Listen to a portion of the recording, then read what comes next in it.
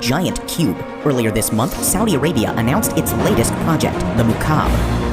It's a cube so big that it could fit 20 Empire State Buildings inside of it. Saudi Arabia described it as a getaway to another world, with a holographic dome that transports its visitors to other planets and magical worlds. But is it just a viral marketing stunt, or will the Muqab actually be built? And if so, when would it be open to the public?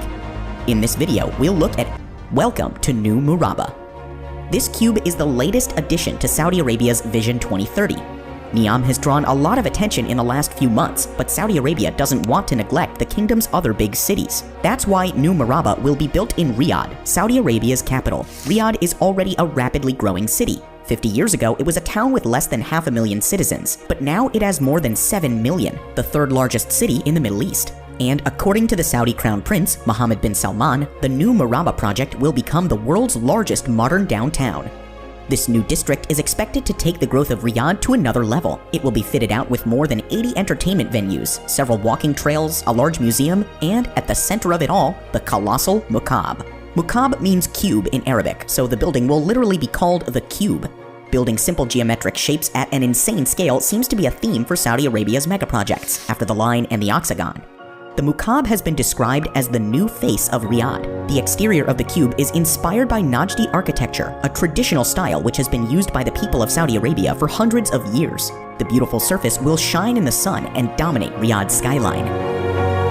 The scale of this cube will be breathtaking. At 400 meters tall, it will technically count as a super tall skyscraper. If placed in Dubai, it would be the fourth tallest building. But unlike other skyscrapers, the Muqab is also 400 meters wide and would completely dominate the skyline. To put that into context, you could fit 20 Empire State Buildings inside the Muqab. It would dwarf the existing cube-shaped buildings in other parts of the world. The Berlin Cube, for example, is a striking office block in Germany.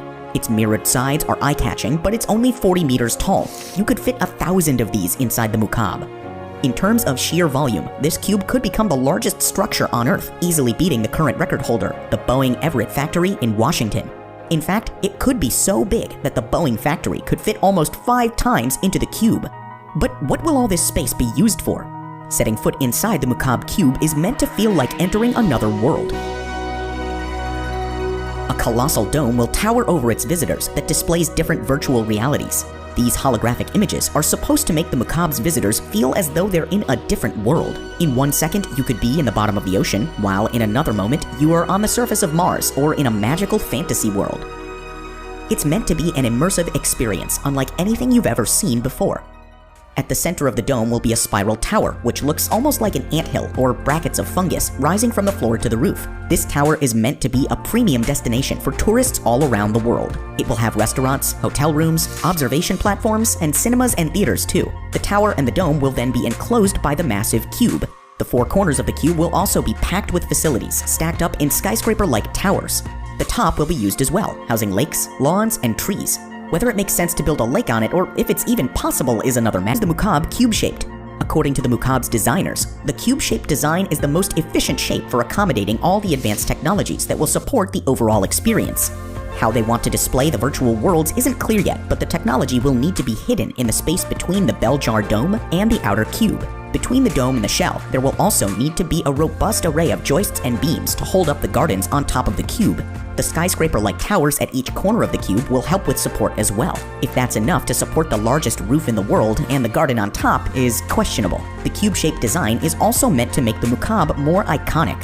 The Muqab would give Riyadh a unique landmark that would make the city instantly recognizable among other big cities in the world. It's like the Eiffel Tower in Paris or the Statue of Liberty in New York. Whenever anyone sees a photo of the cube, they will instantly think of Riyadh. Yet the shape has drawn a bit of criticism. Some people say that it bears a resemblance to the Kaaba in Mecca, another city in Saudi Arabia. The Kaaba is the most sacred site in Islam. When a Muslim prays anywhere in the world, they make sure to face towards it. But other people have dismissed the similarity and pointed out that the Kaaba isn't the only cube in the world. When the Berlin Cube was built in Germany, nobody said it resembled the Kaaba, so why should the Muqab be any different? These people also pointed out that the Saudi crown is Muslim. They wouldn't deliberately build an offensive Kaaba-shaped building, so the similarity is probably a coincidence. In general, the announcement of the Muqab project has been met with excitement and intrigue, but everyone has the same question. Will the Muqab really be built? Construction hasn't started yet, but in theory it will begin in the next few months. Saudi Arabia has promised that the project will open to the public in 2030, just like the other Vision 2030 projects, including the Line, the Octagon, and Trohina. Compared to the Line, this is probably easier to achieve. Nevertheless, it would pretty much still be the biggest mega project ever built. That's why the outcome is hard to predict. So let's break it down into 3 different scenarios. The first possible scenario, which Saudi Arabia would probably enjoy the most, is that the construction of the cube will start in the next months, and the 400-meter tall cube will be finished by 2030, exactly as they have announced it. Riyadh will receive its new icon and slowly attract more and more tourists from all over the world to become one of the most visited places on Earth. If this all sounds too good to be true, that's because there are quite a few hurdles to overcome, which leads us to the second scenario. Financial experts are already skeptical about the feasibility of the project. They cannot see where Saudi Arabia will find the money to build yet another ambitious mega project. Dr. Andreas Krieg, an expert in Middle Eastern studies at King's College London, said the finances of all of this are not entirely secured.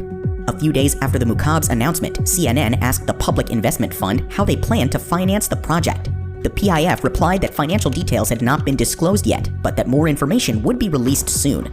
A lot will depend on foreign investment. By 2030, Saudi Arabia is hoping to bring in more than $100 billion per year, which would help to finance projects like the Mukhab. They're nowhere near that figure yet, but if enough hype can be generated, foreign investment could rapidly rise. But there's no guarantee of that happening. Vision 2030 was accused of human rights violations by Amnesty International, leaving a stain on the entire project and potentially scaring off foreign investors. But even if Saudi Arabia does raise the money, there's a far more difficult challenge to overcome. Is this mega project even technologically possible? Holograms like the ones described in the Mukhab's announcement don't exist yet. Some cutting-edge companies like Lightfield Lab have made some major advancements in recent years, but holograms on the scale of the Mukhab's dome are still like science fiction. A similar effect could probably be achieved using giant LED screens. That's what's happening at the MSG Sphere, a project currently being built in Las Vegas and expected to open this year. This immersive entertainment venue will be shaped like a giant sphere, with a wraparound screen completely covering the inside wall. At 15,000 square meters, it will be the largest screen in the world, about the size of 3 football pitches. It's designed to transport the sphere's audiences to immersive worlds, just like the Mukhab in Saudi Arabia. But there's a major difference. The Mukhab's screen would need to be at least 20 times bigger than the one in the MSG Sphere, and it's hard to know whether a screen that large could actually be built. And let's not forget about the giant lake on the roof of the cube. Millions of liters of water would significantly increase the stress on the structure, so the cube would have to be built extremely sturdy and also be completely waterproof. If the lake were to leak, it would have a devastating effect on the expensive technology directly underneath. In other words, the cube is already facing some major challenges. Without the money to pay for it or technology to support it, there's a chance it will never end up finished. But there is a third option. Maybe the cube will be built one day, but in a downsized, less ambitious form. It could be reduced in size, from 400 meters to 200 meters or smaller. Even at 100 meters, it would still be the largest cube-shaped building in the world, and an impressive sight to behold. It would be a disappointment compared to the current designs, but surely better than nothing.